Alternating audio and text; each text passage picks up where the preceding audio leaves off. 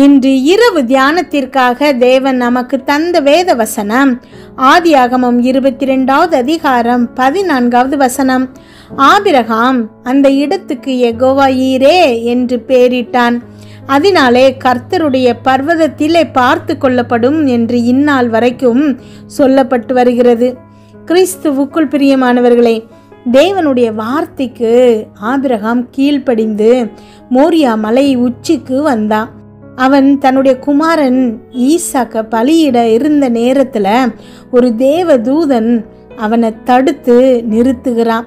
ஆபிரகாமின் கீழ்ப்படிதலுக்கான ஒரு சோதனை இது.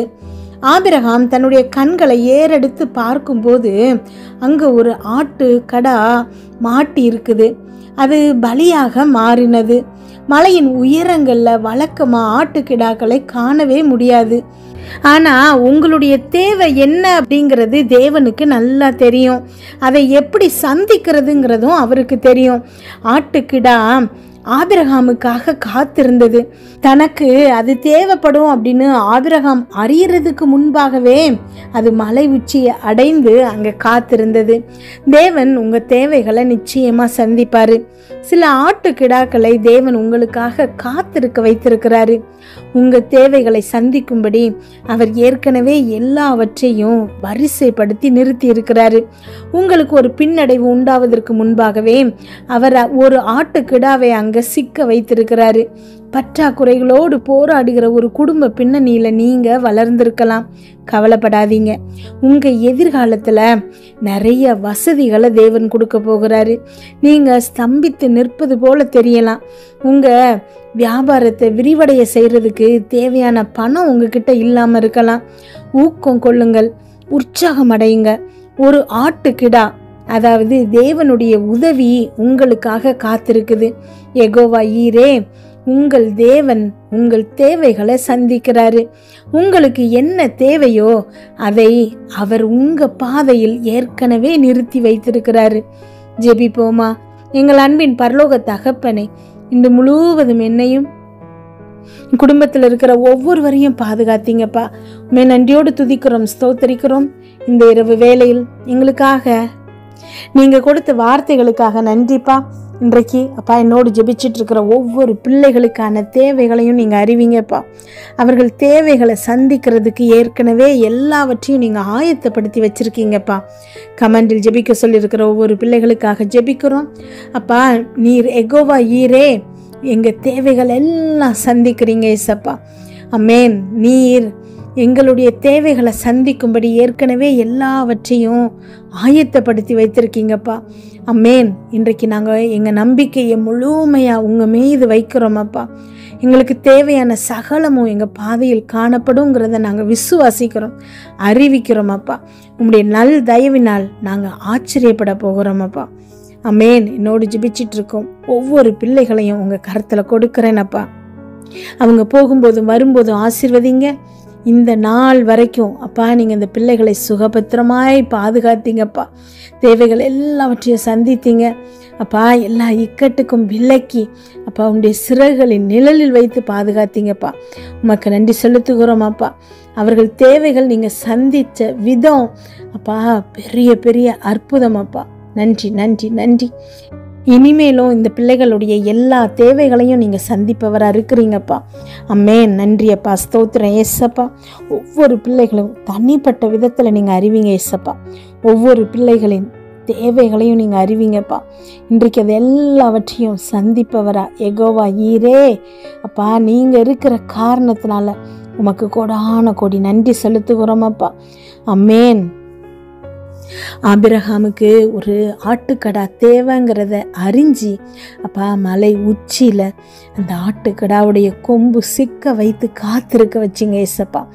ஆபிரகாம் இப்படி திரும்பி பார்க்கும்போது அவன் கையில் அந்த ஆட்டுக்கடா. அப்பா ஸ்தோத்திரம் அப்பா. நன்றி ஆண்டவரே.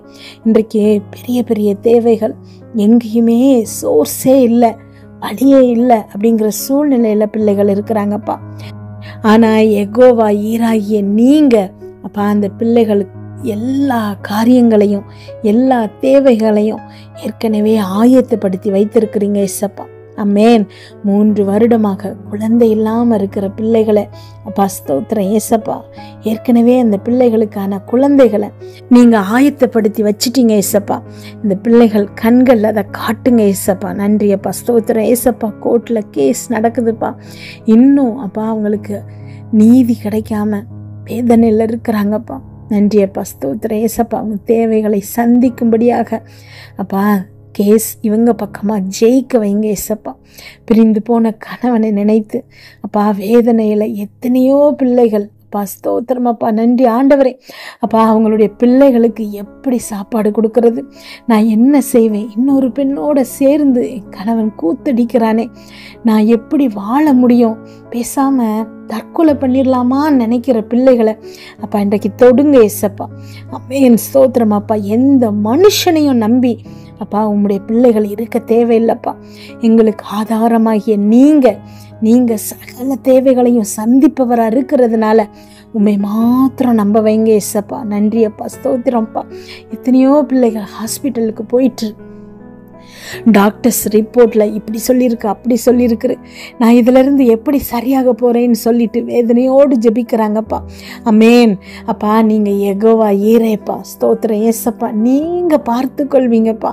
தாயின் கருவில் இந்த பிள்ளைகளை முன்குறித்து அவயங்களை நீங்கள் டிசைன் பண்ணியிருக்கிறீங்க ஏசப்பா.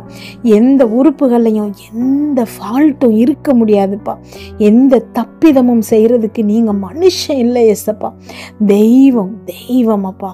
தேவன், நீங்க எந்த தப்பு செஞ்சிருக்க முடியாதுப்பா. நன்றியப்பா. நீங்க உருவாக்கின உம்முடைய பிள்ளைகள் உடம்புல எந்த பிரச்சனையும் இருக்க முடியாதுப்பா. பிசாசின் பொய்களை நாங்கள் நம்பாதபடிக்கு சகல அற்புதங்களையும் நீங்கள் எங்களுக்கு செய்யுங்க ஏசப்பா. எல்லா விதமான நன்மைகளையும் நீங்கள் செய்பவராக இருக்கிறீங்க ஏசப்பா. இந்த பிள்ளைகளுடைய தேவைகளை நீங்கள் அறிவிங்கப்பா. பர்சனலாக ஒவ்வொரு பிள்ளைகளுடைய இருதயத்தில் இப்பொழுது பேசுங்கப்பா. ஆவியானவர் இந்த பிள்ளைகளுக்கு ஆதரவு கொடுக்கட்டும்பா, ஆறுதல் கொடுக்கட்டும்பா. தேற்றரவாளன்னு சொல்கிறதுனால அப்பா ஒவ்வொரு பிள்ளைகளையும் இப்பொழுது தேற்றி ஆற்றுங்க ஏசப்பா. யாருமே இல்லைன்னு அப்பா அழுதுகிட்டே ஜெபிச்சிட்டு இருக்கிறாங்கப்பா.